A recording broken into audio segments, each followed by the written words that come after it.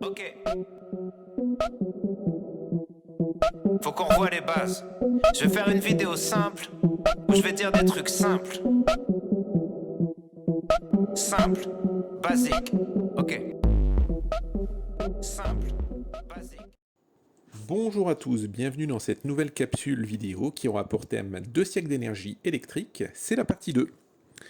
On a vu dans la partie 1 que 96% d'électricité était produite grâce à un alternateur. Les 4% qui restent sont produits grâce à une cellule photovoltaïque.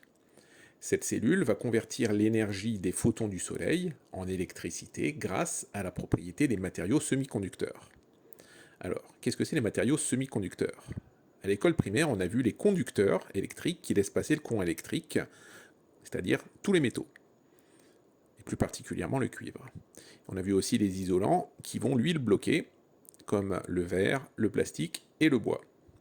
Le semi-conducteur est un petit peu les deux à la fois. C'est un isolant qui va nécessiter un apport d'énergie extérieure pour se transformer en conducteur de l'électricité.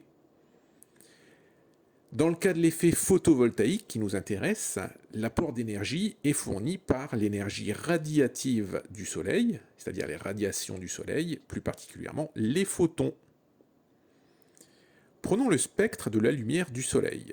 Alors, petit rappel de secondes, entre 400 et 800 nanomètres, on a la lumière visible, avant on a les ultraviolets, et après 800 nanomètres, on a les infrarouges. Seule une partie de l'énergie des photons absorbés sera convertie en électricité par un semi-conducteur, ici le silicium. Je vous laisse noter. Le silicium est capable d'absorber une grande partie du spectre énergétique solaire. Et voici la limite actuelle des cellules commerciales. Ces cellules photovoltaïques ont un rendement d'environ 25%. Pour réaliser une cellule photovoltaïque, on réalise la jonction entre deux couches de semi-conducteurs. Une des deux couches va recevoir du phosphore, elle se retrouve chargée négativement, un excédent de charge négative, alors que l'autre va recevoir du bore, elle aura un déficit de charge négative, comme il lui manque des charges négatives, elle devient donc positive. On fait apparaître des plus et des moins. Cette opération va s'appeler le dopage et elle permet de s'assurer du sens de circulation du courant. Il ne reste plus qu'à envoyer la lumière du soleil pour rendre le matériau conducteur.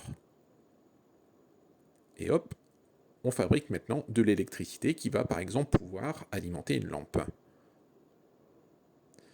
L'un des inconvénients des panneaux photovoltaïques est la surface importante dont il faut disposer pour installer un grand nombre de panneaux. En effet, si on veut se passer du nucléaire et des énergies non renouvelables, il faudrait quasiment recouvrir la Guadeloupe de panneaux photovoltaïques.